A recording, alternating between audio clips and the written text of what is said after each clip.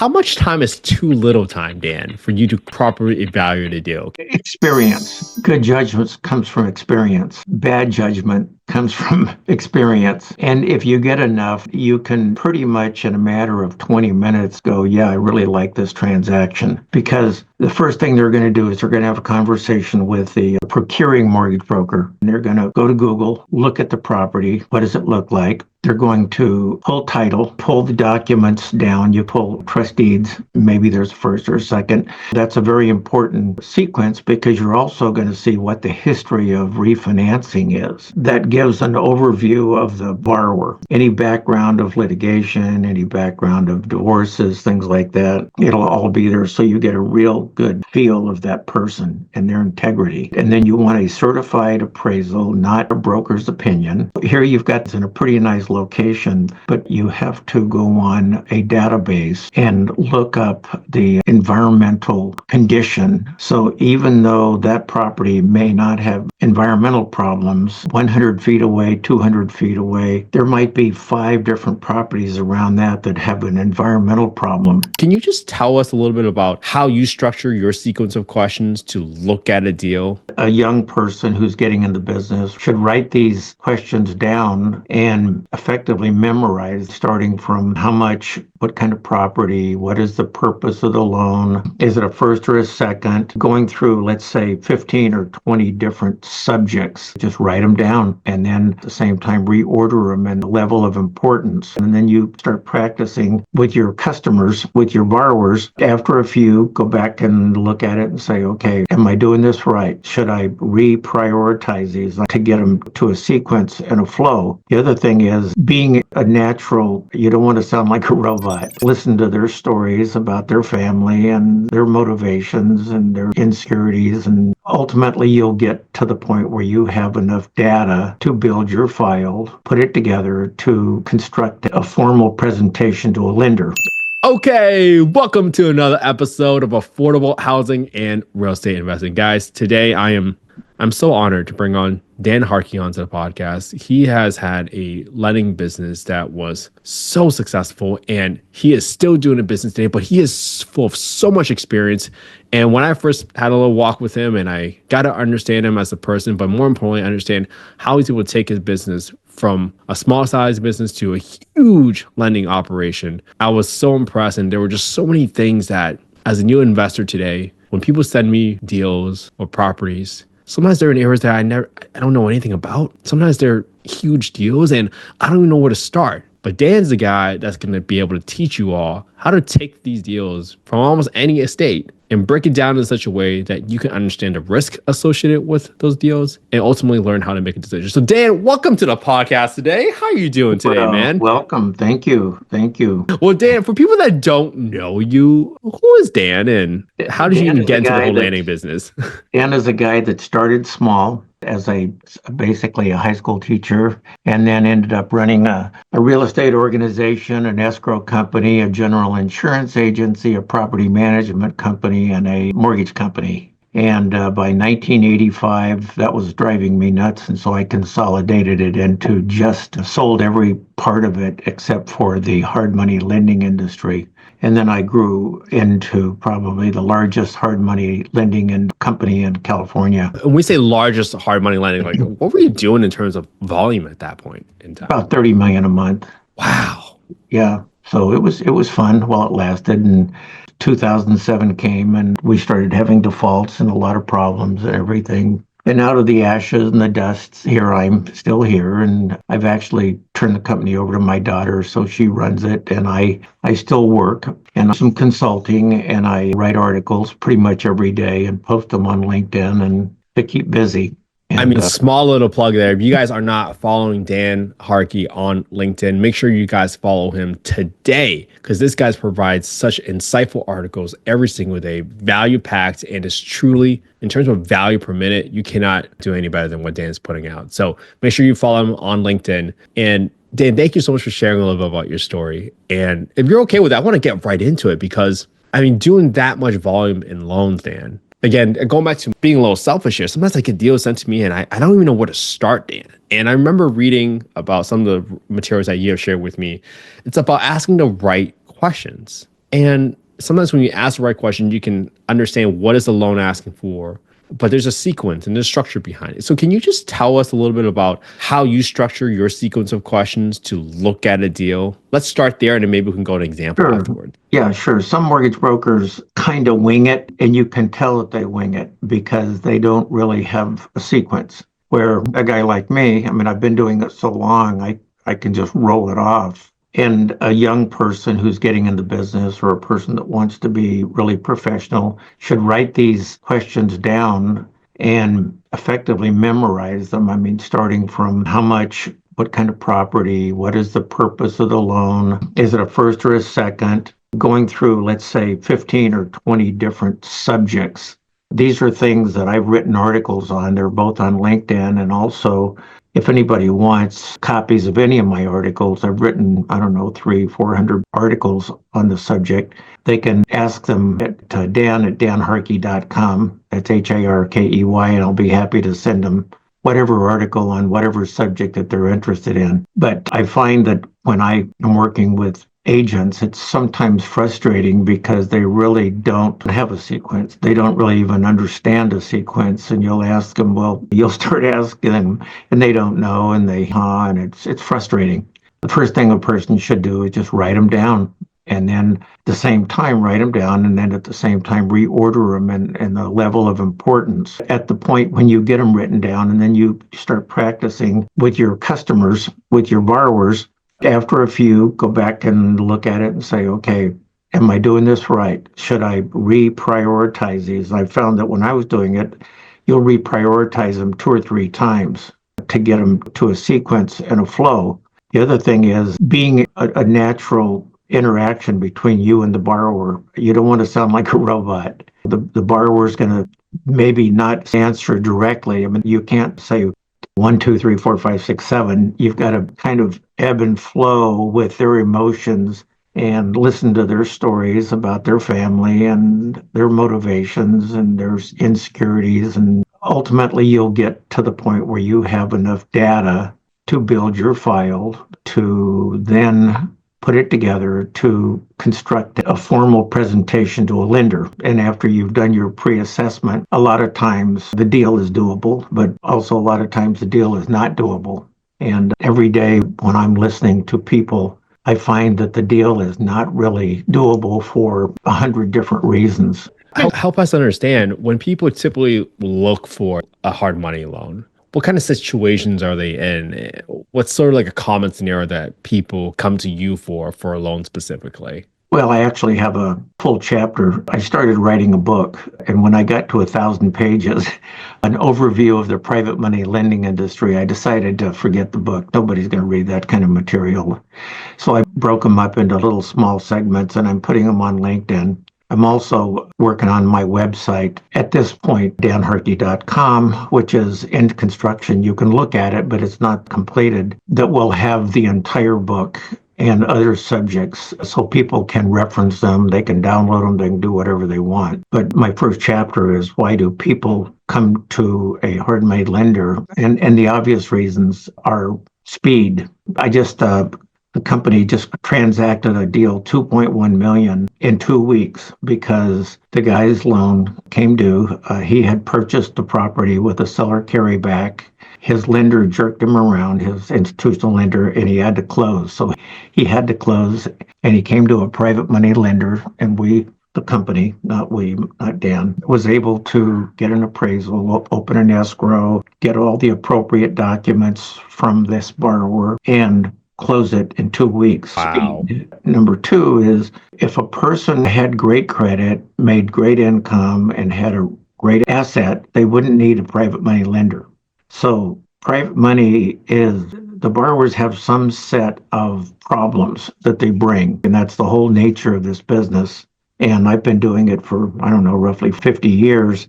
There are hundreds and hundreds of reasons, but effectively there's a problem to solve. And it could be sketchy credit. It could be that their cash flow is not quite right. It could be a divorce. It could be a settlement of a partnership. It could be paying a federal tax lien. It could be any set of problems. And then from a standpoint of the property, you've got the borrower and his set of problems. You've got the property and that set of problems. There could be a notice of substandard condition recorded on it. There could be too much vacancy. It could be partially completed, and perhaps the borrower needs another $500,000 to complete the property to a completed state. An example would be that the company made a loan, I think it had a $2 million first, and they needed a $500,000 second to complete the property because they came up short. So that's very common. So if you get down to then, I don't know, there's 30 or 40 primary things. It could be cannabis related. It could be gas stations. A lot of lenders don't like automotive related products, whereas private money lenders like them. I see. This is very interesting. There's so many different Yes. scenarios that you brought up, Dan. Yeah, and then when you pull together your package, a broker is going to quote a borrower. If the borrower likes the quote, and of course, a lot of times the borrower will take your quote and go out and fish for something else. You have to kind of wait through that because you might send out 10 letters of interest and only get back 2 because they're out fishing for something better. And normally they don't get it, so sometimes it'll take 3 months while they're out fishing and before they come back. But then you're in a position of opening the file. You're in a position of having them sign a letter of interest, which is really, it's a memorandum of agreement. It's not a contract. It's an understanding between the parties. It's not binding. They could back out any minute, or you could back out if you find something wrong in the transaction, which occurs all the time. So you then turn it over to a loan processor. The loan processor takes the package, sets it up. She'll send a package to the borrower, which will contain a loan application, some disclosures that the lender has a right to order an appraisal. The lender has a right to do some other things. The lender has a right to communicate with the insurer, the property insurer. And then at that point, the loan processor will also do, particularly in California, a number of disclosures that have to be done related to the property and the borrower, which brings up the fact that there is a business purpose kind of a loan and there is a consumer kind of loan. Okay, when I say kind of, consumer lending is an overlay that has federal and state implications. Okay, there's all kinds of laws that govern it, and you have to follow those laws. You have to have a specific license, not only a broker's license, but a national MLS license, and certain criteria that you can do, whereas with a business purpose loan, you don't have to follow those. So across the body of states in the United States, each one of those has a licensing overlay that's different in California, and each one of them has required license or non-required license for business loans, but most all of them have a required license for consumer loans. So with that, when you're doing the transaction, most brokers do not like consumer-based lending because it's too risky. There was recently a law passed, I think it was AB 3108, that was signed into law in California where the governor has essentially invited parties to sue lenders, claiming that they should have known that it was a consumer loan, even though they took it out as a business loan. So with that, that's part of the loan process. So with consumer versus business purpose, the loan, and I'm going to use the fact that, let's say a lender only does business purpose lending. That doesn't mean that you have to use all of your net proceeds for business. You have to use 51% or more than 50% of the net lending proceeds for business, which means that if you're going to buy another property or you're going to fix up a rental or you're going to start a business or you're going to pay some federal tax liens on your business or whatever, or buy out a partner in your business, that's a business purpose loan. So let's say that you borrowed $500,000, you really have to use more than $250,000 for business purpose, and then you can also use some for consumer. It just, the primary amount has to be for business. Got it. And I'm trying to think through all the different questions that you talked about earlier in terms of, hey, is it the first position, second position? What's the business purposes of the loan? When you think about what loans you will lend on, are there any reasons for the use of those funds that Dan, you or your lenders will say, no, we will absolutely not lend you money if the purpose of the capital is going to be used for that.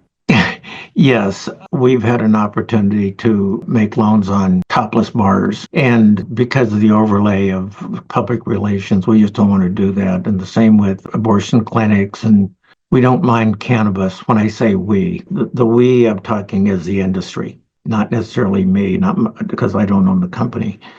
Most of the industry will do cannabis. Most of the industry, then there's a few subsets. There's a few subsets that are problematic too. Churches are not impossible, but they're difficult because of proving up sufficient cash flow to make payments. A company just made a $3.5 million loan to a Buddhist temple who was going to expand into a university. Great purpose. So they're not impossible, but sometimes you get these small churches that their cash flow comes out of the parishioner's pocket and he's working as a plumber. I mean, in other words, it makes it difficult. And I'm kind of randomly going and telling you just like sets of problems that come up. Oh, yeah, these are good. These are good. Small businesses, the guy that they say, I know I can qualify, but I have a cash business, just kind of wink and nod. I know I can make the payments. Look, my FICO score is over 700. And even though I don't show it on my tax returns, you have to kind of make an assessment because the lender who's processing the loan is back. We're talking about the loan processor will order the appraisal. They will order a credit report. They'll look at the credit report. They'll order a background search, like a LexisNexis background search, and that gives an overview of the borrower. Any background of litigation, any background of divorces, things like that, it'll all be there so you get a real good feel of that person and their integrity, right? And then you want a certified appraisal, not a broker's opinion. There's a few people in California, there's a bill that I worked on 20 years ago or so, SB 1554, that I tried to get passed that you had to have a certified appraisal. And I was not able to get that passed, but I got most of it, everything I wanted other than that now a body of law, I think it's 10232.5 of the Business and Professions Code, which basically is something that I created. I was a sponsor. So here you go, you're going along and you get this package ready. You've got to then approach the insurance broker because the insurance company will have to give you the policy and a notice that you become a lien holder. And so there's documentation for that. So as you get all of that together, escrow instructions, insurance instructions, and then the escrow company will then kind of assemble all this. You've got the title company and you've got the escrow company. And the escrow company, well, first of all, you got the lender, the escrow company, and the title company, and they each have a function. The title company is the title insurer, which ensures the effectiveness of the lien, right? But the escrow company is an intermediary between all parties, between the borrower, the lender, and the escrow and the title company. They pull all the data together. So when it's all said and done, the lender will draw documents for the borrower to sign, and the borrower will sign all the documents in some form, meaning a notary, and various mortgage brokers use various methods of signing up, from just straight sending them out and letting a notary go to their house, or having the parties come to their office, to actually videoing the signing. I mean, there's all kinds of, depending on the kind of loan it is. So when that's all said and done, then you're ready to send all these documents to the title company to record. The lender gives the escrow company instructions, a final instruction that'll say, at such time as you have number one condition, number two condition, number three condition, and number four condition, number five condition, 6 or 8 or 10 conditions handled and approved, you are then instructed to record the trust deed. Okay, and that's kind of the slamming, if you will, the gauntlet, the hammer of the closing. So you have this bundle of parties. They're all participants, from the borrower to the mortgage broker, to, in a lot of cases, the mortgage broker's assistant, who will be a loan coordinator, to the lender, to the loan processor, to over here you have the escrow company, they interface, and then you have the title company. It takes all those as subsets, that whole group, to complete a transaction. And at the same time, you have a second tier of like the appraiser, and sometimes you have what's called a mortgage insurance broker. You have them, they're sitting out there. But you also, in many cases on commercial properties, you have an environmental engineer that's going to do what's called a phase one environmental site assessment. You just gave a great overview, master course on the lending business, the lending process. And I really want to make sure people caught when you said talking about doing a background check on a borrower, verifying the integrity of that person, because that's so important before you even ever get into the deal. Would you say you prioritize sort of verifying and doing your diligence on a borrower before you even get into the deal itself? How important is that for you? Well, it's massively important. If you find a borrower that you've run a credit report on and you run a background search, a LexisNexis search, you're going to look at this person, you're going to say, well, they don't really make their payments. As a matter of fact, they have a history of not making payments. If we make this loan, we're just going to be one of their historical victims, and we're going to have servicing problems.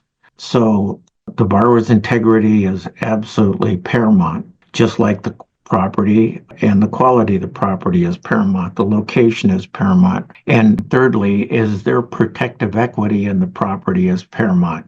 Yes, that's so good, because now we got into the assets, right? So obviously you talked about evaluating the borrower, but in cases where it's super complex, right? Think about multiple liens, there's credit issues, maybe there's a federal tax lien. How do you sift through everything, Dan? Because we talked about the borrower credibility, then you talked about looking at the asset itself and the protective equity that's in there. Do you say, okay, I get why, obviously you have to have problems for you to be coming to me, but is there enough equity in the property that I can secure myself against or secure the note against that can make us whole in the case of a worst case scenario? How do you look at that asset piece? Are you only looking at equity? What else are you looking at the property to ensure you're protected as a lender? Well, we are never going to get a six-story, six-unit apartment complex fully occupied in Los Angeles that's first class everything. An institutional lender will take that loan. So we know that something that comes in the door is going to have a problem. What is the problem, right? And coming in the door, we just had one where it was not occupied, an industrial building that there was graffiti all over the place and it was vacant. And the borrower had actually financed and refinanced and pulled out $1.5 million 1 year ago. And now he's coming to this new lender wanting to pull out another $1 million to fix up the property. Then you have to look at this and say, well, okay, it's a problem area, graffiti everywhere. What's the feasibility of getting a tenant? The property is really run down. What's feasibility of fixing it up? And oh, by the way, Mr. Borrower, why did you pull out $1.5 million a year ago? And you look at this and you say, well, no, I don't think so. So as a lender or even a mortgage broker is going through these circumstances, experience goes a long way to looking at these things on the front end and declining them, knowing that you're not going to be able to find an investor to fund them.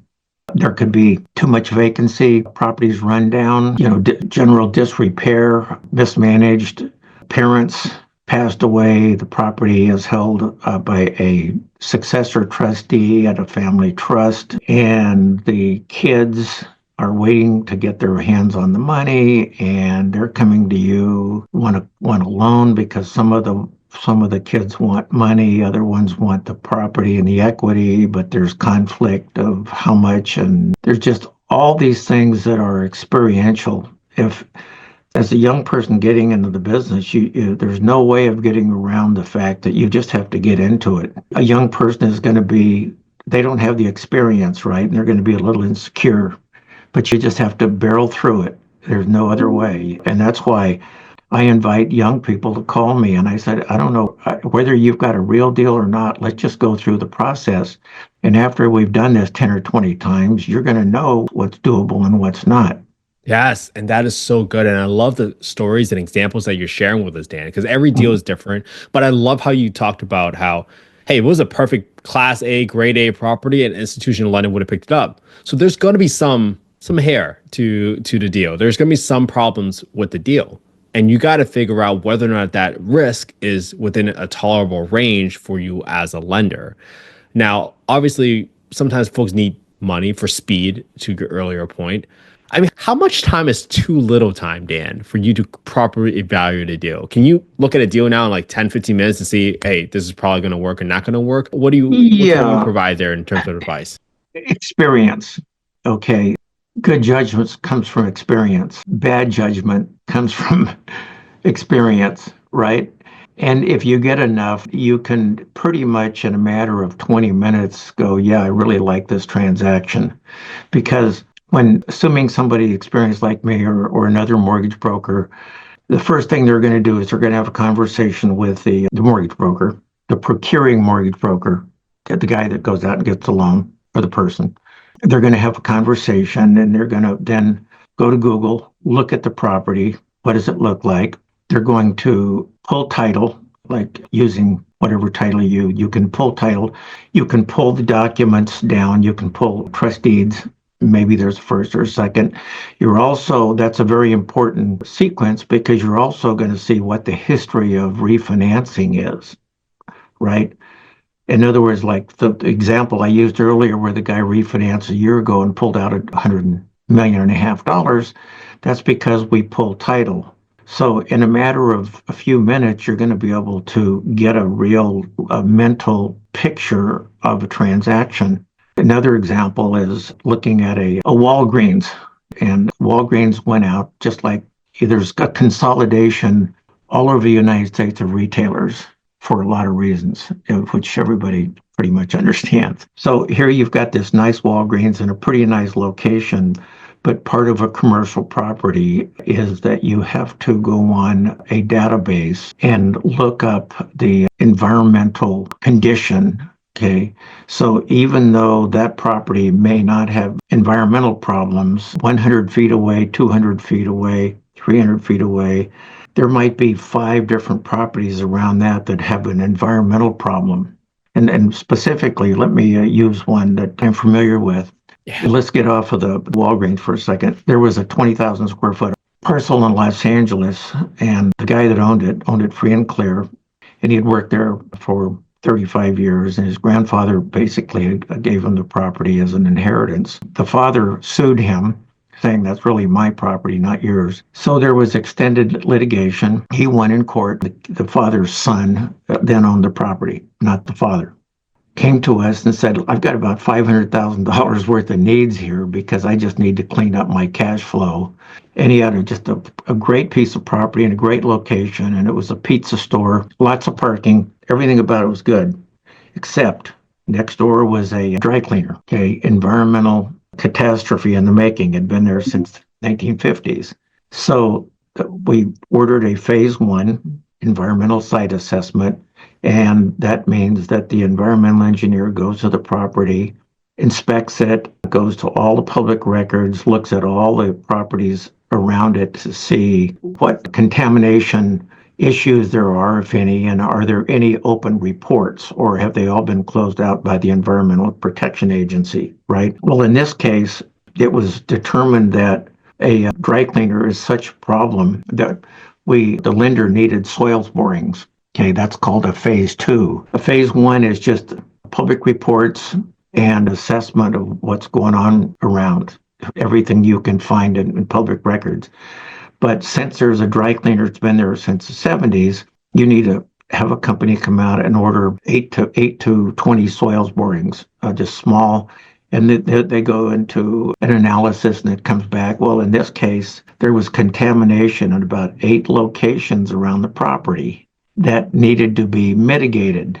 Okay, so a phase 1 is just the reporting. A phase 2 is specifically, here's the nature of your problems. You've got 8 places that need to be mitigated.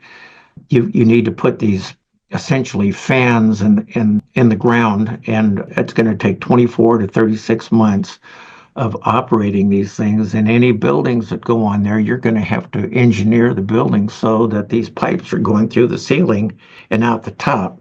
Now, a lender is going to look at that and say, well, do I really want that risk? In other words, am I willing to take that on? In this case, some lenders would say, well, look, it's going to cost $100,000 to install those pipes, or $150,000 to install the pipes. And I'll make you the loan, and we'll put it into what's called a construction fund control account by a certified licensed construction control company. And they'll make the payments. And so that at the end of the day, that problem will be mitigated and there'll be no risk. Other lenders are going to say, no, we don't want that set of problems. So that's another problem. Wow. So let's get back to the Walgreens. I know that was a very, very nice location, very good looking building. But if you went online and you looked at the database, you find that within 1,000 feet, there's 5 or 6 different contamination, 2 gas stations, and in an industrial area, 2 gas stations that have had environmental overlays. So the first thing you know is you absolutely know that you're going to have to get soils borings. I mean, and that's a part of a phase 2. And you've got to tell the borrower, because the borrower is anticipating having to pay upfront for an appraisal. And you've got to tell them that, by the way, whether it's a house or a commercial. But a lot of them aren't anticipating paying let's say a phase 1 might be $3,500, whereas a phase 2 might be $8,000. So you've got to let them know you don't know what you're going to get when you get soils borings. And that's such great, just experiential learning in of itself, because when you look at a property, you already know, hey, Mr. or Mrs. Borrower, this is coming your way regardless, because just from your experience and how you look at the site, just doing like a Google Street View, right? I mean, just like that, you knew what was going to have to take place, and setting those expectations up front is probably so important to the borrower's experience of working with you, right? That relationship is so important. So I love how you brought in all these stories, Dan. I mean, they're just so insightful, and they're great examples of just understanding, hey, what else is needed in that process to assess the level of risk. And then from a lender's perspective, really evaluating that risk and saying, hey, how do I mitigate this? Do I put money in an escrow account that's only going to be dedicated towards construction, but that might increase the loan package, right? At the same time, if you were to borrow those additional funds to make sure that they're being set aside. So I really, really love all of these stories. They're so good, Dan. Each subset of what we're talking about has its own subset of issues. You know, there's 3 primary approaches for an appraisal. There's a comparable sales comps, there's replacement cost, and then there's called a capitalization approach. I hear about comparable sales. I hear about replacement cost a lot. What is the capitalization approach? Can you explain that for the audience today? Sure. I have a fairly long article on that. What the capitalization approach does is take a series of future cash flows and discount it back to today's value. And it's a method used to determine the value today. Now, a cap rate, a so-called capitalization rate, is a rate that is comparable to other investments with comparable risk. And let's pick out of the sky a cap rate of 6. Okay, a 6 capitalization rate. If you have a capitalization rate of 6 in Anaheim, that's not necessarily the same as Riverside or Blythe, California.